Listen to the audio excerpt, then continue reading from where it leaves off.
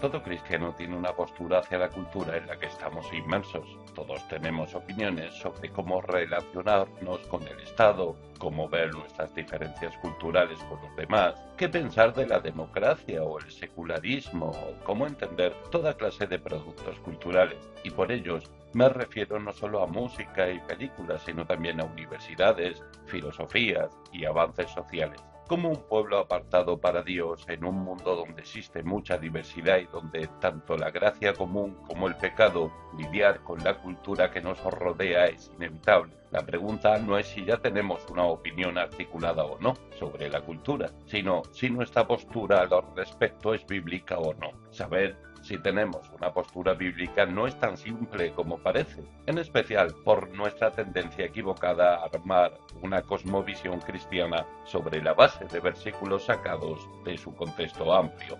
¿Cómo podemos entender bíblicamente nuestra relación con la cultura? En Cristo y la cultura, una nueva aproximación de Donald A. Carson, uno de los principales eruditos bíblicos hoy, nos ayuda a responder a esta pregunta mientras revisa la obra más importante de Richard Niebuhr, 1894-1962.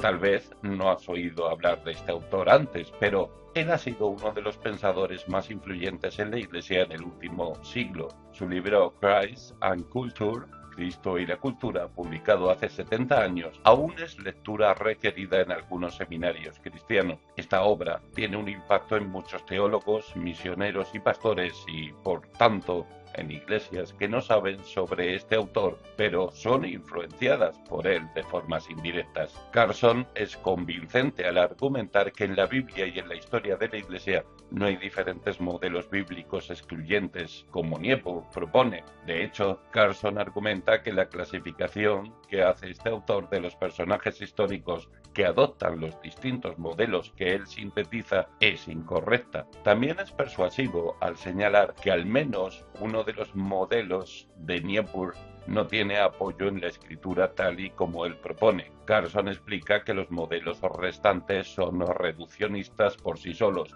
ya que no consideran todo el canon de las escrituras, sino más bien son componentes de un patrón mucho más amplio que entendemos mejor al dar atención a toda la historia bíblica y no solo a algunos versículos aislados. Por ejemplo, y como más adelante afirma Carson, en lugar de imaginar que Cristo contra la cultura y Cristo transformador de la cultura son posturas naturalmente excluyentes, la rica complejidad de las normas bíblicas expresadas en la línea argumental de la Biblia nos dice que a menudo ambas operan simultáneamente. ¿Por qué? Porque la historia bíblica muestra que Cristo está en contra de algunos aspectos de la cultura que nos rodea, mientras hay cosas que él afirma en la cultura y o está transformando para su gloria, hasta el día de la consumación del reino.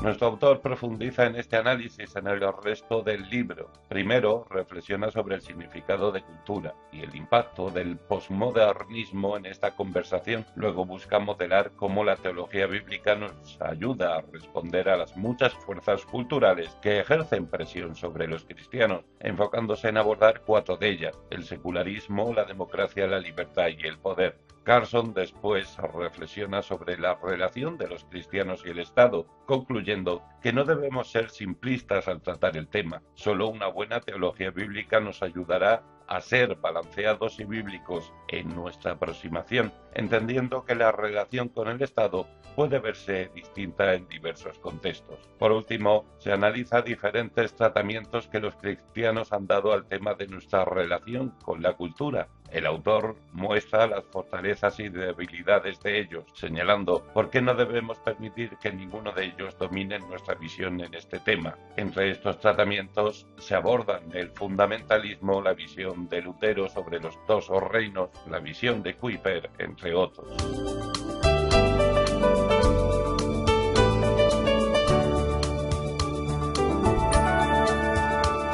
Carson argumenta que ninguna de estas visiones es suficiente como explicación total y universal acerca de cómo relacionarnos con la cultura. En cambio, debemos buscar tener una visión integral del mensaje de la Biblia, manteniendo las tensiones presentes en ella. Tensiones como el hecho de que estamos en el mundo sin ser de este mundo y que Cristo es soberano sobre cada centímetro de la tierra, aunque su reino no ha sido consumado. En Cristo y la cultura, el autor no provee todas las respuestas a nuestras preguntas sobre el cristianismo y la cultura. Tampoco pretende intentarlo. En cambio, su meta es guiarnos a la Escritura y llamarnos a cultivar una visión integral de su mensaje para que nosotros mismos podamos llegar a conclusiones bíblicas en donde sea que el Señor nos haya puesto, para que seamos sal y luz.